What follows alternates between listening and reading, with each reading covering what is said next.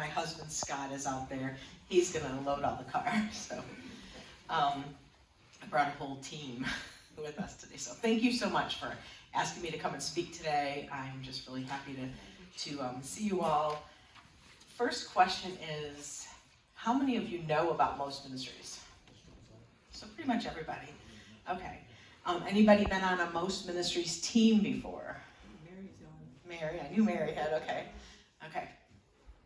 Most Ministries, our goal is impacting the world for Jesus Christ through short-term missions. I'm going to start with a story. Throughout the whole morning, I'm going to give you a lot of pictures and a lot of stories, and I hope that some of them will inspire you to the work that we are doing. This is Luis, and he's 10 years old. I met him in 2018 when I was working in Juarez, Mexico. This is our 5th day of clinic. It was a long day, long 5 days, and we were packing up for the day. And in walked a mom with 3 children, and Luis was her oldest. And as I said, we were all packed up, ready to go, and she looked devastated that we were done. So I sat down with her, talked to her, and like, okay, so what's happening? What's going on in your life? And she said, Luis was having a really hard time in school. He was really struggling. I said, okay. So we pulled out our stuff and we tested him. He could only see about 8 inches in front of his face. By the time we got done testing him, he needed a negative 5.5 pair of glasses. Now, we send about 4,000 glasses on every team, depending on how long the team is, how many team members there are, those kinds of things. But when you get past a 4, either a +4 or a -4, the numbers are a lot slimmer on what we have. So after a full week of seeing hundreds of people, what was the likelihood we were going to be able to find a pair of glasses? Well, we got in and there was 1 pair of negative 5.5 left. And as you can see, they fit him perfectly. The beauty of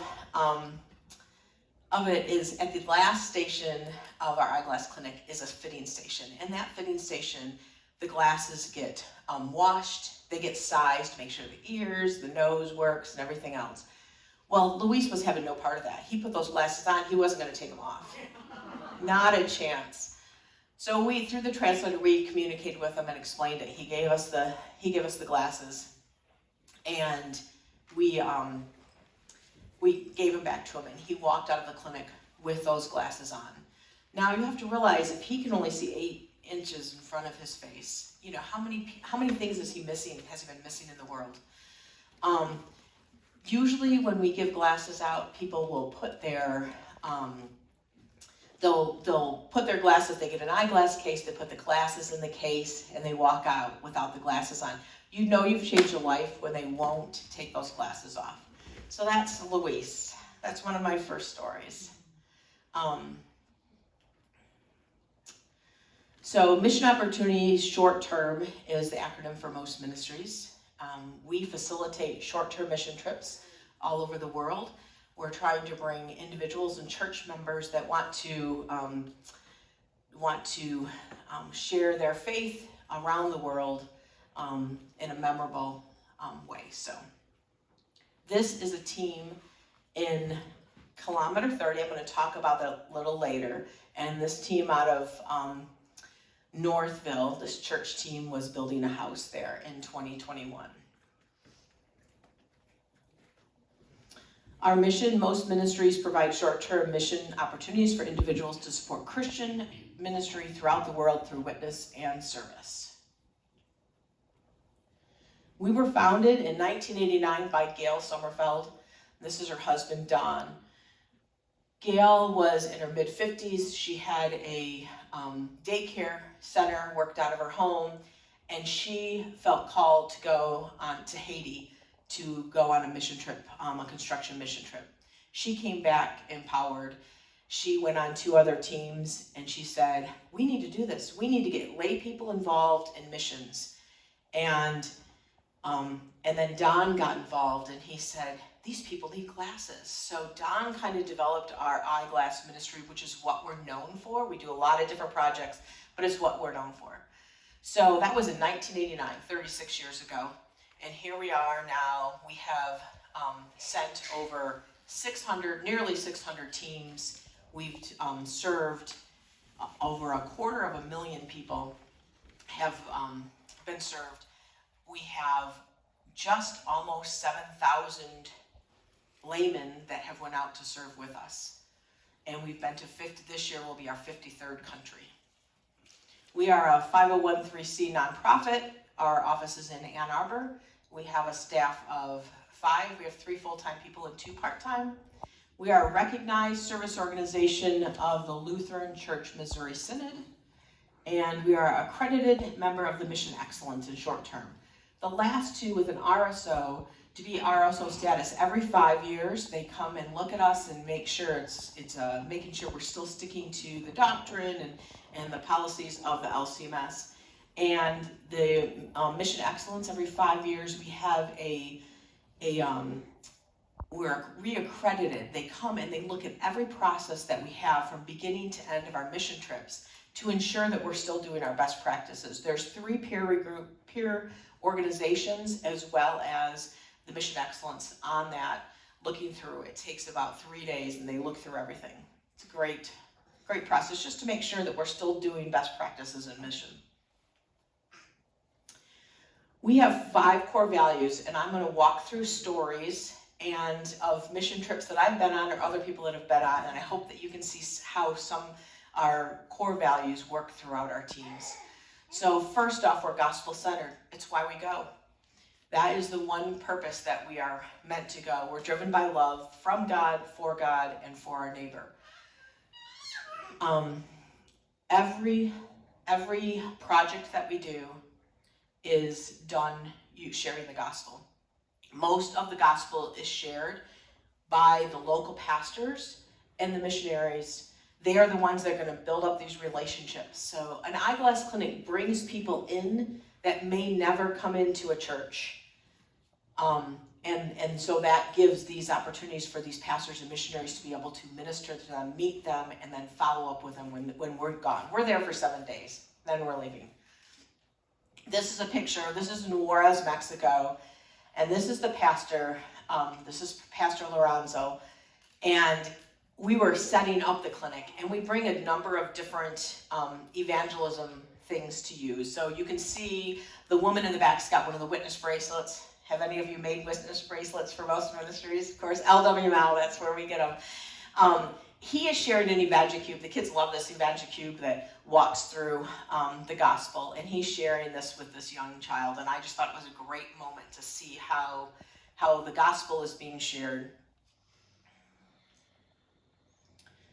Mungu akubariki means God bless you. You'll hear that throughout our day at our clinic in Tanzania. Here, we're serving at a school. They do the carpentry and tailoring right now. Those are the 2 skills that they teach. In Tanzania, once you reach the age of 13, you have to take a test to see if you can go on. And if you don't pass the test, you can't go on. You also need money to be able to go to school, and if you don't have money. So this school was developed a number of years ago. I want to say like 8 years ago. And they work in a pretty much all Muslim area. And they asked us to come in and do an eyeglass clinic. They wanted to provide something to their Muslim community that would encourage them to lay off and let them be this Christian ministry and kind of just become friends. And so this was in 23. This was my 2nd time there. This was our 3rd time that we had served with them. And I was just there in January as well. But you can see this is Pastor Ao, and he is doing the gospel with the finger puppets. We've made finger puppets for us. The children all love those. He's hearing the gospel when his mom is registering for the clinic. The first thing they do after they register for the clinic is they're going to hear about the gospel. Before they get tested with eyeglasses and they can leave, we want them to hear the gospel. So when she's done registering, she's going to hear the gospel from Pastor Ao. And then they're going to go into the building and go around the eyeglass clinic. If any of you have questions while I'm talking, don't hesitate to ask, but we will have some question and answer time especially with Kaylee, with teams at the end. One of the myths about short-term missions is, does it really make an impact? Does it really make a long-term, lasting impact? And this is baby Telma. Baby Telma was born in May of 2008. Our team went to Guatemala to serve there in that fall. So she was 4 months old and she weighed about 8 pounds. She was malnourished. There was really little hope of her being able to survive. The team rallied around her. They prayed over her as well with Pastor Luis. In those prayers, baptism, the topic of baptism came up. What can we do? Through his teaching, Pastor Luis's teaching, she agreed to have baby Telma baptized. And when the team left, it was really hard for them to leave at the end of the week. This was a medical team. It was very hard for them to leave. And they worked with Pastor Luis and said, what can we do? How can we support this mom and her child? We want to see her survive. And so they worked, and the team throughout the next year helped through the church, because we want all gifts coming from the church, not from people. So they worked with Pastor Luis to support the mom with food, and then Pastor Luis with spiritual help. And this is almost a year later, there's baby Telma. So short-term missions, long-term effects. Second is field-driven. Field-driven sounds kind of funny, but we don't pretend to go and tell people around the world what they need. We want to hear from them what they need. So they come to us and they tell us, this is what we need from you. This is how we need help to support our communities this year. Can you help us? And that's where Kaylee works on putting together a team to go out and fill those needs. In 2018, I was blessed to be able to go to Guatemala a few days ahead of the team, and I got to meet with, these are 4 leaders of the Guatemalan Lutheran Church, and I met with them for a couple days, and we discussed what the needs were for the church, kind of set up a 5-year plan. We don't always get to do that, and we don't always get to meet them in person. Oftentimes, Kaylee's working with them on WhatsApp or through email or text, but it's always a blessing to be able to do it in person. So this is one of those experiences where we don't know what's best. And they ask, and we come. This is in kilometer 30 in Mexico. This is 30 kilometers outside of Juarez, Mexico. Juarez is just on the other side of the border of El Paso. We stay in El Paso for the week and travel over the border every day. Kilometer 30 was built when industry came in, when all the factories started coming in to Juarez. They didn't build any infrastructure, but everyone came in for a job. And they came and they built pallet houses in the dirt. Flat, dirt, dust, very few trees. There's no potable water. They get water delivered to these big containers, but it's not potable. There's no sewer. There is very little electricity. If you're lucky, it might work. There's not a lot of hope in this community. But this pastor, this is the little blue house you can see over here is the pastor's house, right across from the community center. And that is one of the houses, Isleta, who we partner with, Isleta Lutheran Missions in El Paso, who we partner with when we go to Juarez. And I don't know if it was our team or another team that came down and built that house. Right next to it is the church. Well, this pastor and his wife, Karina, had 3 young children, and the pastor was killed in a car accident a number of years ago. And Karina did her best to keep this community center going. This community center was built to provide hot food for the children of the community.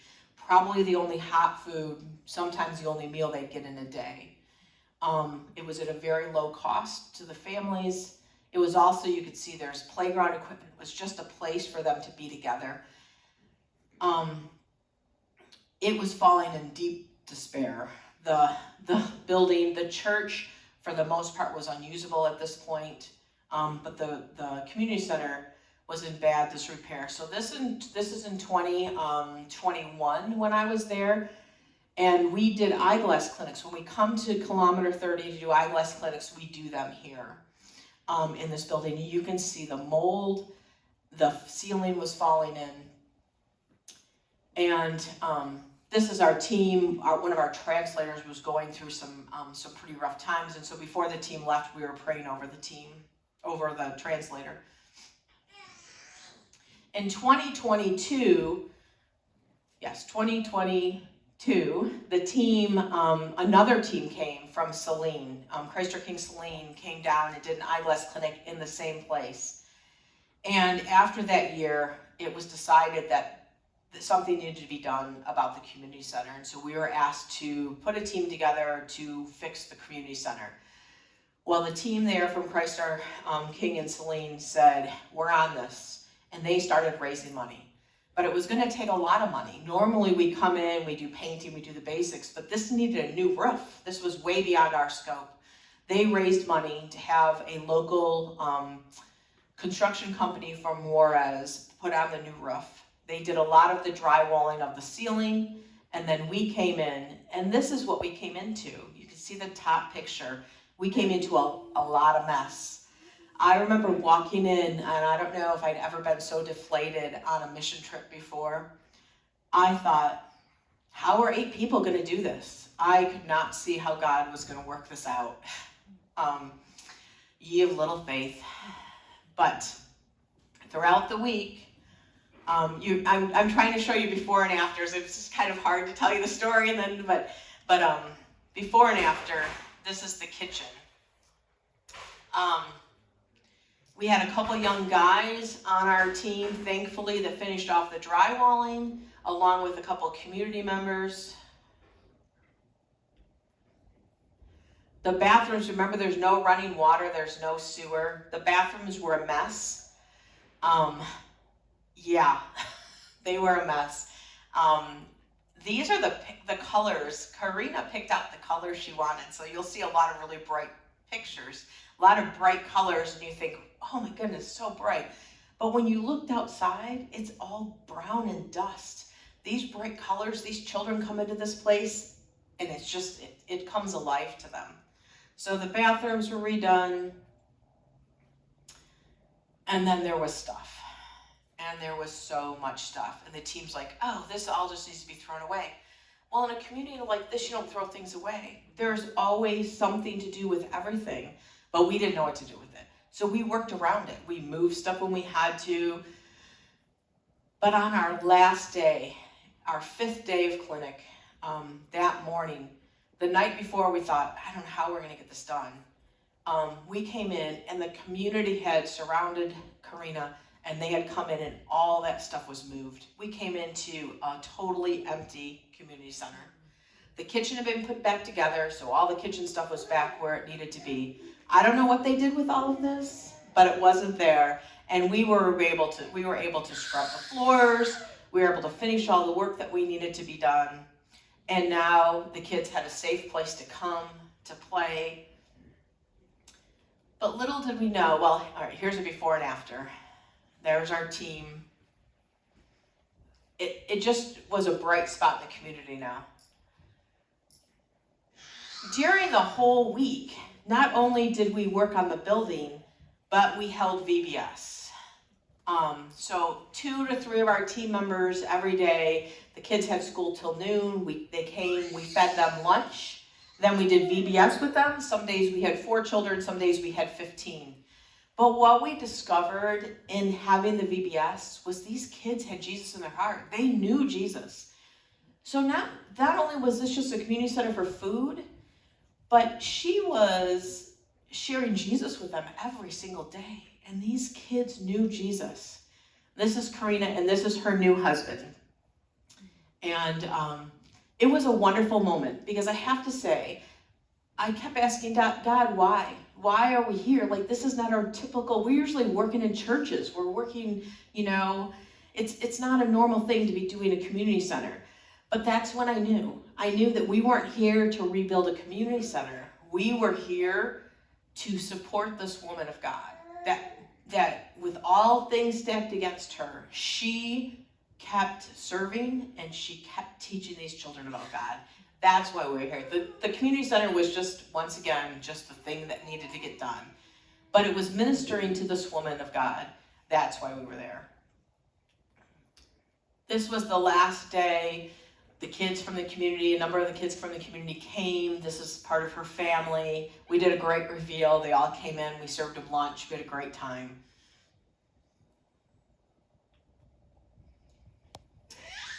There was a lot of prayer. There was a lot of work. But it was a beautiful moment to be revealed for all of us. You never know what God has in store for you to do.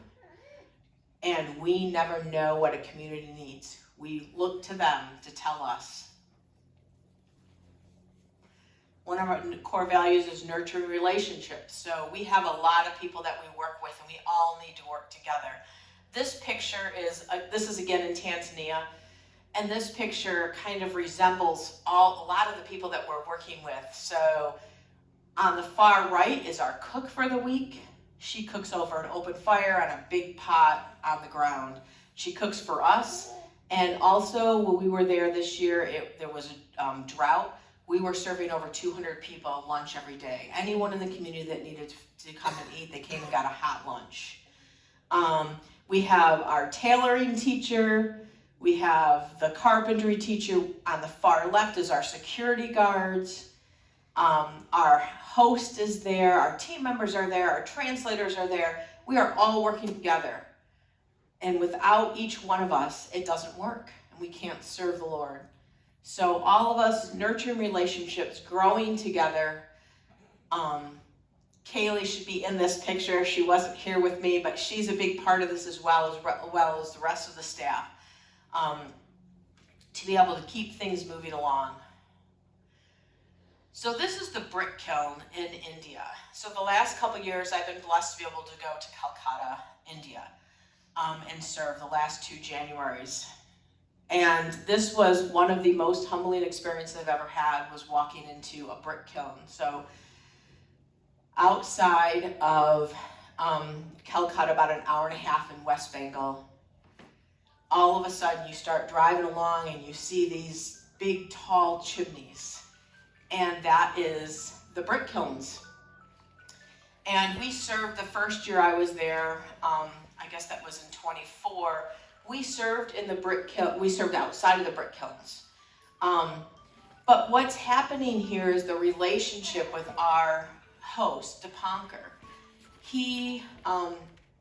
They work through a lot of church planners, and so they're planting churches in a closed environment. This area is not open for Christianity. We have to be very careful what we say and what we do while we're there. We still share the gospel, but it's done in a very different way, without papers that are given out and that kind of thing. But he is working to build relationships with the brick kiln owners, and this owner of the brick kiln, this particular brick kiln, let them in 2020. And the brick kilns are a place of very little hope. There is no education. There is, the housing is just unheard of what you can imagine. Again, there's no sewer, there's no water, there's no electric, no heat. And they oftentimes are working 16 plus hours a day for very little pay. They're paid per brick. Out of the 1.2 million workers, migrant workers in these brick kilns, 6% of them are under the age of 14. They start them working as little as 5 years old, because by the time they're 14 or 15, they can do a full day's wage. The parents can't afford to not have them working. So there is no education. In this brick kiln alone, there's 200 to 300 children. No education, ever. They never leave. This is where they are.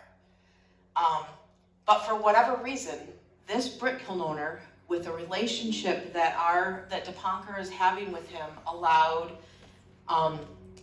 them to come in and start doing school. So they come in and they are doing school 6 days a week, 3 hours a day, and they're teaching them about Jesus. They're teaching them how to read and write. The first thing they had to do was teach them how to sit down, because they're just left to run. I mean, they just run around and do their own thing when they're not working. There's a lot of illness, a lot of injuries, a lot of disease. And because of that, these workers can't leave the brick kiln to go and get services, so they just look to the owner to do those things. Oftentimes they end up not being paid for their work because they're paying back the owner. Indentured servanthood is a huge problem here. These people, the likelihood of them leaving, a lot of them are generational. They're still paying the debts of their parents and their grandparents. This year, because of the relationship that DePonker's having with this owner, in January of 2025, they actually allowed us to do the eyeglass clinic at the brick kiln. Now, even being able to come in to have like last year in 24 when we came in, even to have us come in and do a tour is unheard of. They don't want people coming in, knowing what's happening there. But we got to come in, the kids sang for us songs of Jesus. They all got sunglasses. But what we found out in 2024 was that a lot of these people were not allowed to go to literally a quarter of a mile away is where we held our eyeglass clinic. They weren't allowed to go into there to do it. And they also didn't feel like they would be welcomed, because the caste system is still alive and well in India. So for us to be able to come in and do an eyeglass clinic this year was just a great thing. So nurturing relationships is not just about our relationships here, but it's the relationships our hosts are having with people as well. Always looking to share the love of Jesus. Here, another one of our core values is excellence. Here is he's the chairman of our board, Bill. He's the chairman of the board for another week, and then his term limited. He's in Tanzania doing an eyeglass clinic with me. And this is Penny, who is also one of our board members, and she is working with Dora. And so we strive for excellence in all that we do. So this is the story of Dora. Dora was 35 years old, walking into our clinic. She couldn't walk by herself. She needed help. She had a bad right eye, and when they did surgery to try and repair the right eye, somehow they screwed up her left eye. I don't know what happened. She couldn't track a line. Like, we were trying to get her just to track a line. She couldn't track a line. She could hardly see. We worked, you can see we still have tears in her eyes. We worked for over an hour with her, and then we resorted to prayer, and we just prayed over her, and we decided, you know what, let's just start trying glasses on her. Like I said before, when you get to -5s and up, it gets fewer in what you have. So let's stop testing her. Let's just put glasses on her. So we put glasses on her. We started at -5, and we just slow and steady wins the race. We put a -13.25 on her, and her face lit up and she gasped. It was quite the moment. And you can see here that beautiful smile. She left that clinic not only with new vision, but she'd been prayed over. She'd heard about Jesus for over 2 hours. She was there for a long time. And it was just a beautiful moment that we were blessed to be part of. So that's Dora. This is one of my first trips to Anapra. Anapra is another area of Juarez, opposite of where Kilometer 30 is. And you can see, I don't know if you can see it, but those hills over there basically are the United States. They live on the border. And again, it's a very depressed area. It's one of the first areas when the industry started coming in. Anapra was where the people first started coming to. And then once that filled up and got overcrowded, they came to Kilometer 30. But this is Alonzo, and he's just going to tell you a little bit about his experience with our eyeglass clinic there. I would like to thank everybody that showed up and helped us, because if you notice here, this place is called Anapra, and it's one of the most poor cities or the poor part of Ciudad Juarez.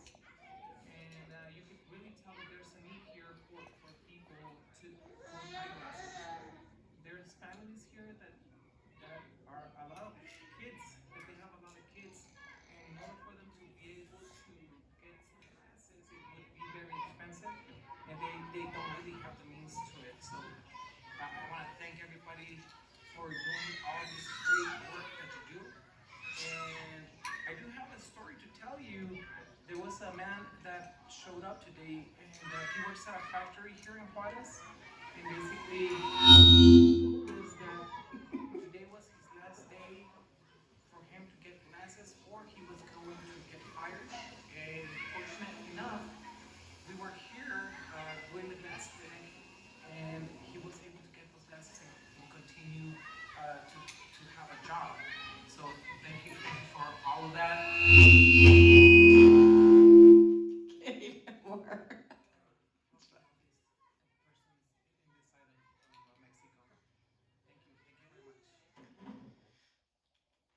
Did you hear any of that? Ooh, now I'm loud. Now I'm really loud.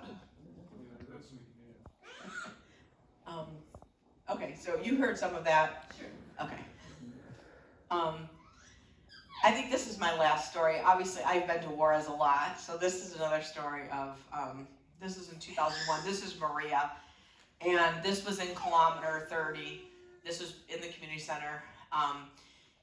And I was there doing an eyeglass clinic, and because we're always striving for excellence, she wasn't near as hard as Dora in getting her prescription to signage, but she needed a -16, and we didn't have it. We only had a -13 with us. So luckily I had called Kaylee and I said, hey, because we had a team coming the next week. I don't know if you remember the blue house in the very beginning. The construction team had built, that team was coming the next week. I called and said, hey, do we have a -16? They went through the glasses, they had it. Barbara Hoffmeyer, I don't know if any of you know her, she's big LWML. She's one of our team leaders, and she was coming. She came to our house, or came to the office, picked up the glasses, brought it, and this is Maria with her -16 on. So it's always good. We always strive. It's never perfect. We do single vision lenses, so we don't do bifocals and progressives because those are very individualized for the person, and we don't have that. We're using flippers to determine.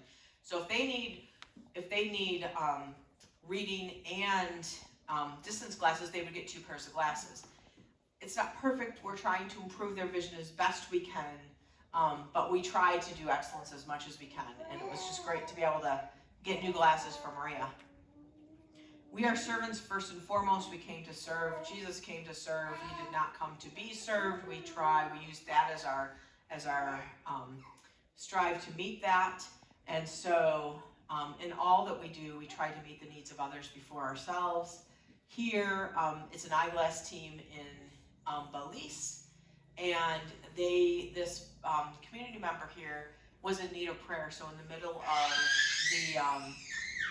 of the day, they stopped and they prayed over her before she got her glasses.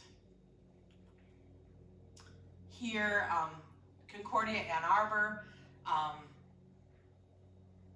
and for 6 years, the nursing program took out we took out teams with the nursing program, and I was blessed to be able to go to Alaska for 2 years, in 21 and 22, I think, to serve the homeless population.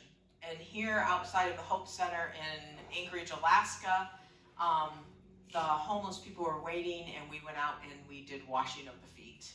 And the students did. It was just a very good experience for the nursing students. In the right picture, this was my very first Most Ministries trip. This was in 2015. We were in Nicaragua doing clean water. And when we do clean water, we do health and hygiene classes, and then we teach them about the water filter and how to work the water filter. And while the adults are doing it, the children are there doing it as well, but we're doing it through Bible stories and teaching them about Jesus. And so we're teaching them about reasons to wear shoes. And so here is Ken from California on the team, and he's washing the children's feet. And they're giggling and laughing, but they're hearing about Jesus while the whole process is.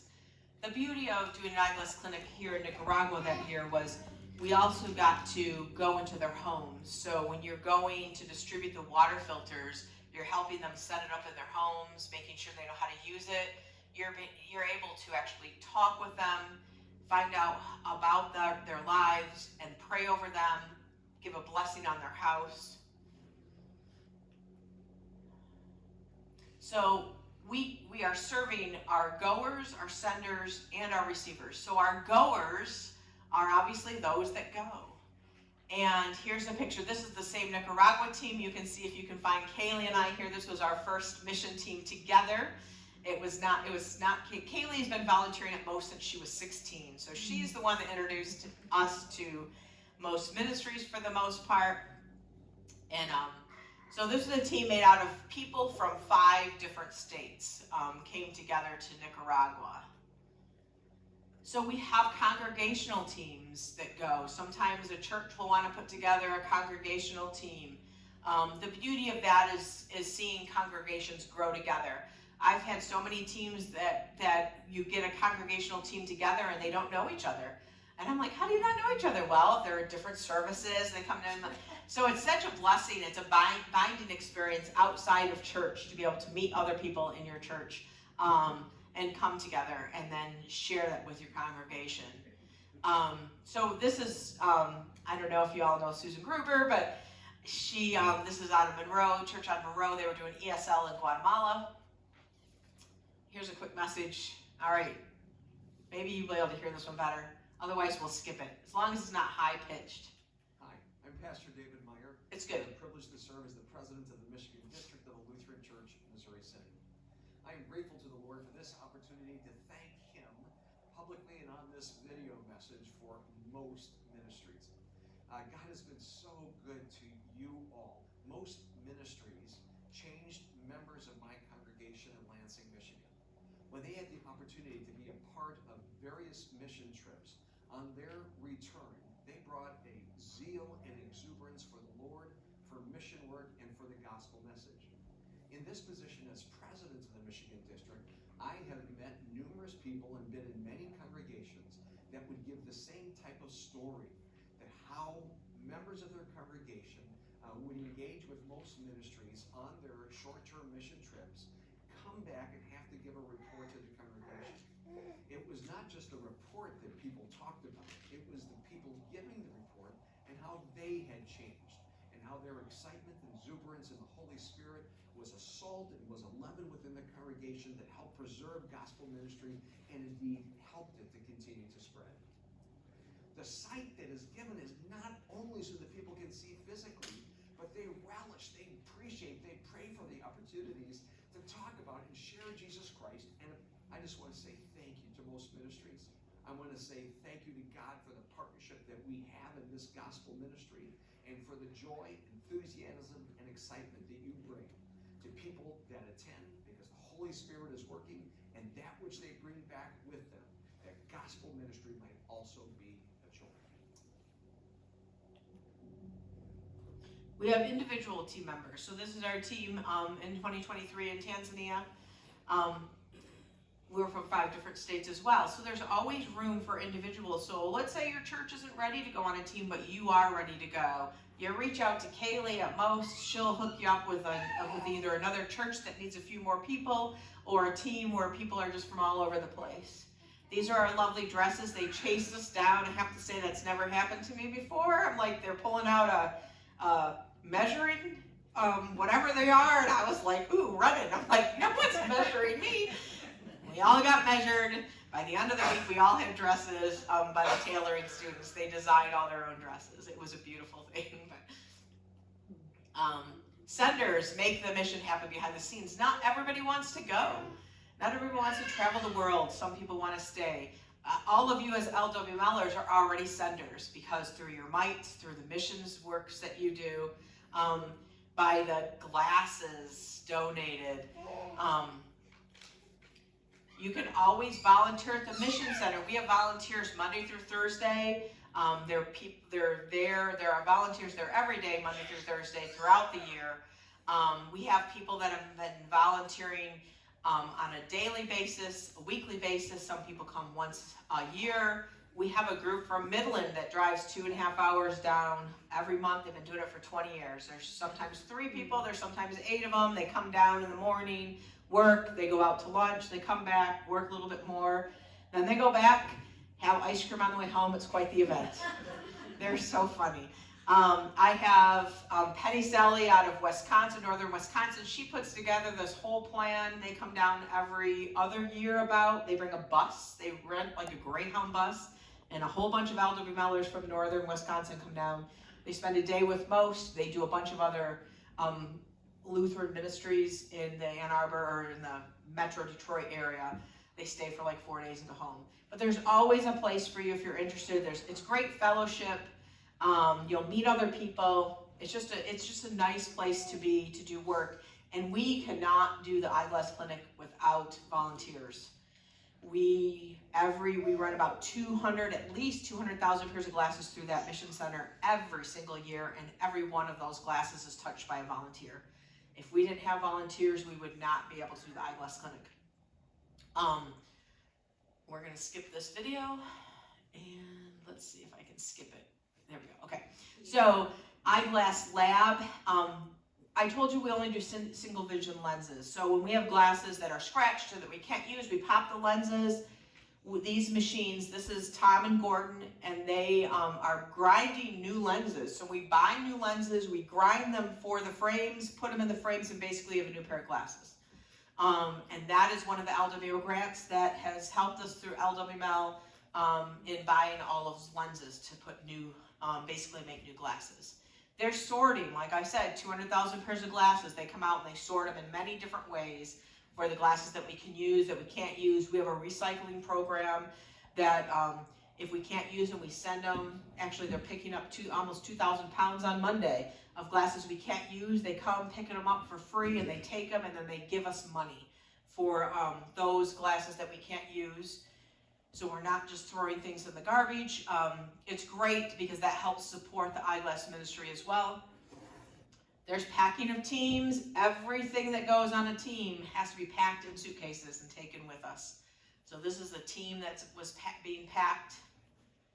Gathering supplies. You already do a lot of this. Sewing eyeglass cases. Knitting finger puppets. This is South Africa. We had been donated enough sunglasses, children's sunglasses on this team, that we were able to give all the kids. There was a daycare center across the street from our eyeglass ministry or clinic, and so they came over. They all got eyeglasses. They all got finger puppets. They all heard about Jesus. It was great. Collecting glasses like you did today. This is we get a lot of Lions. This is Detroit Lions collecting glasses. The glasses on the left are the glasses we brought back from the LWML National Convention in Kentucky.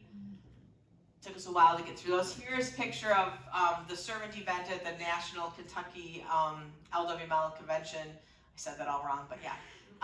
They were making things, and this is Kaylee's team in Ethiopia. They went and served the deaf schools. How many deaf schools in Ethiopia did you visit? 3. 3 deaf schools in Ethiopia, and they did eyeglass clinics, and here's a picture of how the bracelets were used there. Obviously, donating financially. Every fall, we do have some kind of an event for people that want to donate. If you're interested in that, you can always call the office. Praying faithfully. Again, here's your kilometer 30 before it was redone with the ceiling. This is, we have a prayer calendar for you. Every day of the year, we send it out once a month. Gives you something to pray for our staff, for our host, for the ministry, for our team leaders, our teams, our community members. Gives you some way to pray for most ministries.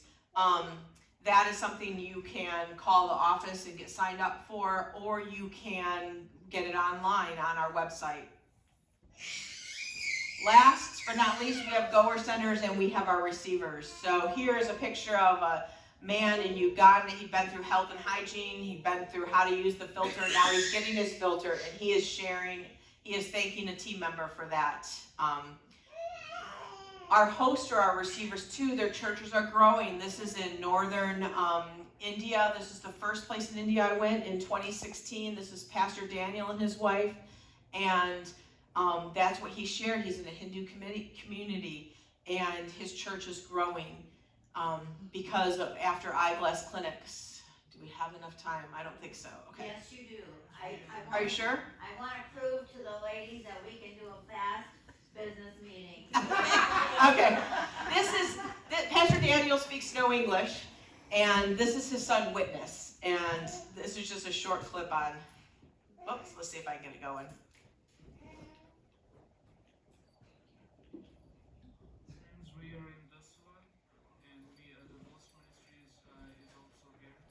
So we are in the Everlasting Life Church, and we have just completed yesterday the 4-day eyeglass clinic camp, and they have come here to help the people with the eyeglass clinic, and it was like really great to see a lot of people. I think we have over 600 people coming through this camp and listening to the gospel of Jesus Christ. And I'm glad that from these people, a lot of people has not only seen the hospitality of American people, but also the hospitality of Christianity to the non-Christian people, because most of the people they have an idea that Christ is just the God for Americans, but now they know that yes, He is also for us. He went on the cross for us. He rose up for us. So we are very grateful for the Most Ministry to come and help us to reach these non-Christian people. Community members are our #1 receivers. So they're receiving medical care. This is a medical clinic. They're receiving water filters for clean water for life. They're receiving eyeglasses. Sometimes it's ESL, VBS, but it's always about Jesus. Always about Jesus. Our translators mostly come from our the church communities, but if they can't, they don't have enough English speakers in their church, they may have to go out to the outside. So our translators are receivers as well. This is in 2016 when I was in Punjab, Dasuya. This Tanya was my translator, and she was Hindu. She sat there for a whole week and heard about Jesus and translated about Jesus. And I was thrilled to know that a week or two later, when I followed up with Pastor Daniel, she was starting to go to church. Great move. So short-term missions, long-term effects. In 2018, Dr. Patty Peters, a physician, she's also an LWMLer out of South Dakota. She goes on a team every year, and she does medical missions. Obviously, she's a physician. And in 2018, she went back to Guatemala, and up runs this little girl with the biggest smile. And can you guess who that is? It's baby Telma. Look at that. What a day that might have been. When she came back, I'm like, oh, I would have loved to have been on that team and see that. It's just a beautiful moment. And normally when we're on short-term missions, you don't see the end. So when you do an eyeglass clinic, you see the beauty in them all of a sudden seen, but you often don't see anything else. You don't see the long-term effects. And so this was a beautiful moment for Patty. She still serves with us every year. She's got a team going out again this year. So different ways you can get involved. We pretty much covered it all. Obviously a church team or an individual team if you're interested in being a goer, sharing your experience with others if you know people that are interested in Most Ministries or in short-term missions, passing along our name to them, providing financial support, having an eyeglass clinic, which you already did, volunteering in person. You can pray for Most Ministries with our eyeglass or through our prayer calendar. The different team projects, again, we're field driven. I think the beauty of this is that knowing that we don't pretend as Westerners that to know what other people need. We want to work with them. When we go and do a construction team and we're building something there, we want the local input. We go as learners, not always as teachers telling them how to do things. But in Cambodia, this is way before my time, they tell a story about how they wanted a basketball court built. So we sent a team and we built a basketball court because that's what the community needed. They needed a place for teenagers, especially boys, to go, to not get in trouble, but to have some place that they could go and learn. So, but these are some of the other projects. We covered a lot of them today. We've done well over 20 different projects. I want to just take a moment to thank you all for your mites, for all that you've done. We have been the recipient of many grants from LWML. We spend a lot of time making sure that grant money is spent wisely and according to what the grant was written for. As the business manager, I do a lot of that. 2024, we received the LWML Michigan District Grant for Be Thou Vision that will help with the eyeglass ministry. If you're going to Omaha, Kaylee and I will both be there. We are grant proposal number 12, so as you're prayerfully considering what grants your delegates are going to vote for, just pray for most as well. All right, I'm going to bring Kaylee up here. So Kaylee's my daughter. She doesn't like me saying that. But she is our team administrator and does all of the work with our hosts and puts together all the team. She does all of our marketing. She does a lot of things, and so I'm grateful to her. The next two slides are the one with the current needs. Okay, so right now we have 23 teams on our schedule for 2025. 3 of them have already gone out, so we have 20 more left this year. If you're interested in joining a team, we have, Honduras in August, the Dominican Republic in September, Mexico in October, and India in November that all need team members. There's a schedule out there in the front, I think is where you put them. Yeah, the brochures and schedules. And schedules. So if you're interested in that, feel free to pick up the schedule. It has the dates on it, and email me, or if you want to sign up online. Next slide, because that's got the. Oh, there we go. There's the dates for 3 of them. So the 2 eyeglasses, you've heard a lot about that today, and with the water.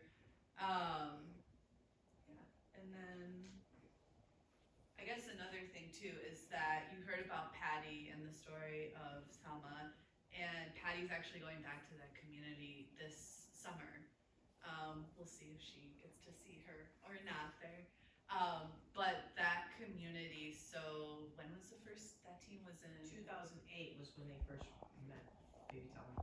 Okay, so 2008 is when I think they went to that community for the first time, and there was no church building. There was just the community, the houses. Since that team, the pastor who was in a community next door actually started a church it's called Los Limones. And so that church began because of a Most Ministries mission team. So that's another long-term effect. And so I was able to go to this community last summer, and the church is beautiful. They are actually building a parsonage next door. So the pastor's son, that's gonna be where his church is gonna be now, moving forward. So they have both of those churches in that community. And that's it. Do you guys have any questions for us? Is the Ann Arbor office, is that the only office you have in the country? We were out of Concordia's campus in the dorms for a long time, and then the schools began to grow, so we had to buy our own building. So we have our own building now. Now the school's going away. Any other questions? I just noticed on the email, ladies, you may get their prayer requests. Go ahead and tell that, Kaylee, how to get the prayer calendar. Yeah, so if you go to our website, and then on our website under under resources is the link to our prayer calendar. So you can get it through our website, and there's a PDF version so you can print it off from there. If you want to sign up to receive it in your email, then go to the contact us page on our website, and there's a drop down that says join prayer team. So you can do that and be added to the list, or you can email Kelly or I do, and then we can add you. And then you as just well. get it emailed to you once a month. Comes out on the first of every month. We also have quarterly newsletters and then an e-news flash. The e-news flash is also emailed out monthly, So the prayer calendar is emailed the 1st of the month, and then the e-news flash is emailed the 15th of every month. If you want some And the email, updates. the e-news flash is for the most part, oops. Now Oh, you're gonna see some fire there we go. pictures. For the most part is team related, so it'll tell you the urgent needs on what teams we need, or it'll say, ooh, urgently, we need sunglasses because we're out of sunglasses, or things like that. But that's what the e-news is, just a quick little. Yeah. Well, thank you all so much. If you guys ever have questions, reach out to either one of us, just or call Most Ministries. Like we said, we have brochures back there that give you more information about Most, and we're just grateful to all of you. LWML it's just amazing the work that you all do. I'm an LWMLer too. I didn't know, I've been Lutheran for years, but I didn't know about LWML until I started working at Most Ministries, and so we will both be in Omaha. Is anyone else going to Omaha? Yes. Mary is, okay. Come on, good. Stop by our booth, say hi. So. I have to say, I remember when Kaylee came on to the Most team at Ann Arbor office, and she had graduated from college and didn't know for sure what she was going to be doing, and was surprised that God called her to work there, and now look how far you've come, Kaylee, and to be able to serve the way you have administratively as well. Ladies, I just, as a layperson, I would tell you this. Encourage your grandchildren or your young neighbors to consider joining a team. You are praying because you're going to start getting their prayer calendar, but encourage them.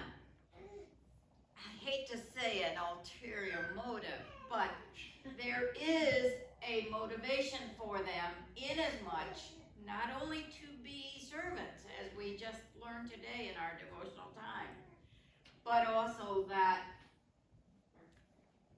can be a springboard for their career development. And it will look very impressive in a portfolio. Not saying that we should have an ulterior motive, but it's okay. And with that, I guess too, is that my first mission trip I went on was with my dad. Then I did a family mission trip. And then my first mission trip, and then we did 1 and 15 together. And then my first mission trip with Most was actually with my grandma back in 2013. And yeah, here I'm now leading mission trips. So yeah, it does. It really does. When you serve with family, it is a big blessing. And I think that you have to remember that you don't have to have, our teams are meant to not have to have special skills to be able to go on. We do a Bible study, so our goal is we're preparing your hearts to serve. We're preparing you for the project beforehand, and then every step of the way through, including coming back and doing the debriefing. So it's meant for people without skills to be able to do it. None of us, I'm not an optometrist. I've done many an eyeglass team, and now I train them to do it. And it's okay. It's the way it's developed. It's the way Don Sommerfeld developed it, just for lay people to go out. That was the heart of the ministry, is that lay people would be able to go and serve. So people always think, oh, but I don't know, I can't do it. You can do it. So go ahead. What's the youngest age? So it's 12 with the parent, 14 without a parent. We have had people who are younger than 12, but that just depends on what project they're doing. We have a lot of youth going out this year, some of them with their whole family. But yeah, like 12 is the youngest. Okay. And we have scholarships available for middle school, high school, college students. So it doesn't pay their full way, because we certainly believe everyone should have some buy-in to a mission trip. But it will pay up to, I think, up to half. So yeah.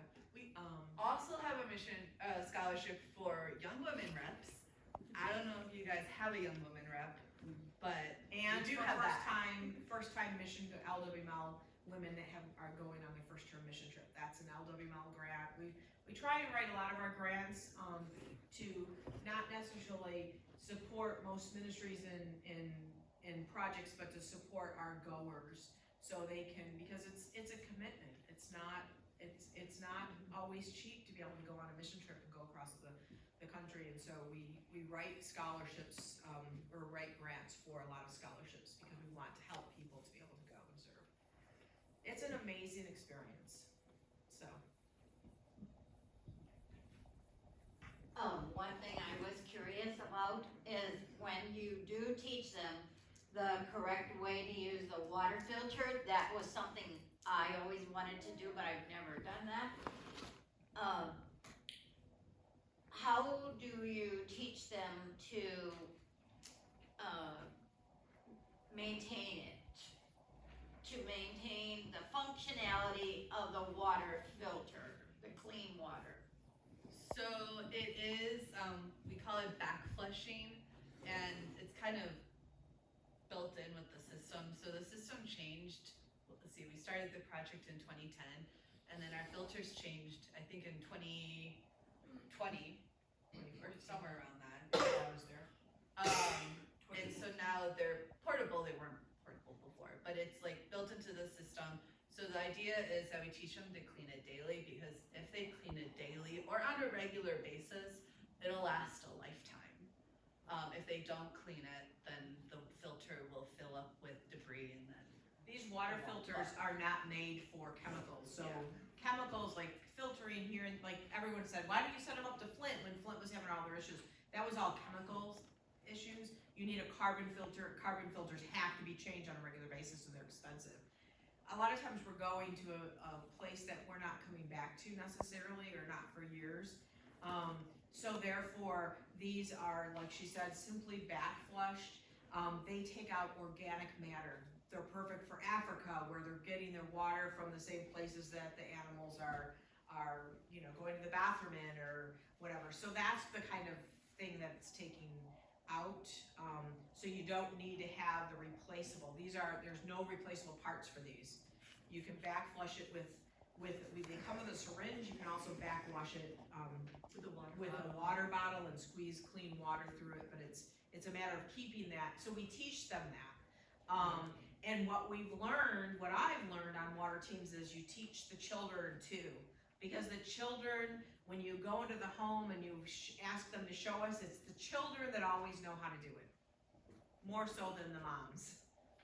So, mom's got a lot going on, and there are usually a lot of kids around, but there's always like a 10-year-old boy or a 10-year-old girl there that has paid attention, and they just whip through it. It's like, oh, there we go. the water teams are really, they're fun to go on because you get a chance to go into their houses.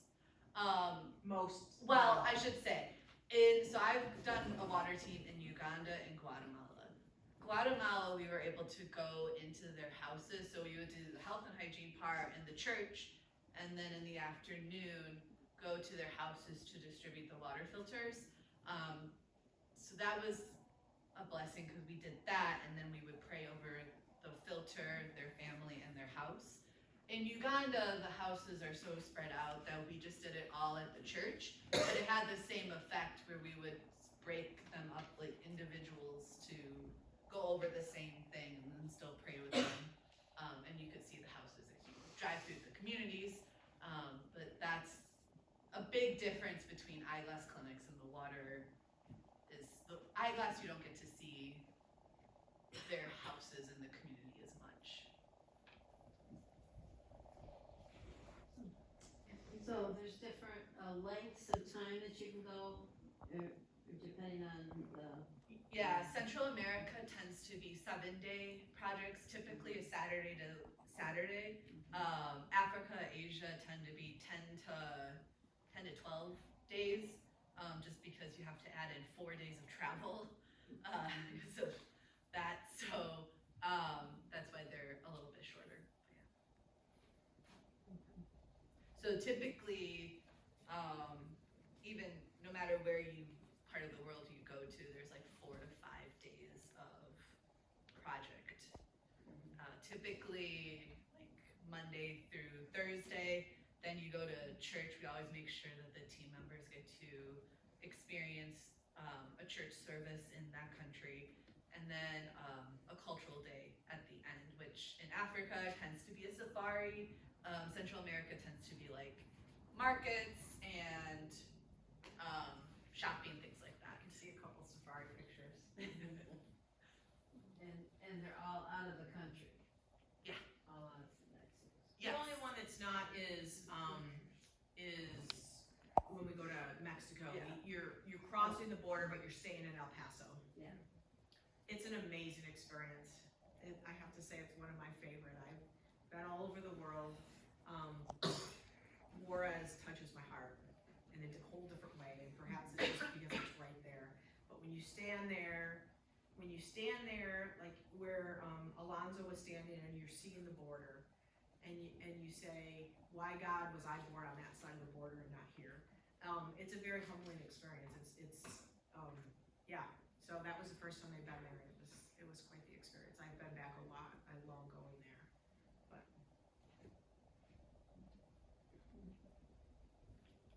Here we go. There's a few safari pictures.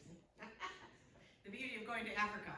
That's what you get when you have to spend, 40 hours on a plane or whatever. So. Thank you all so much, so very much.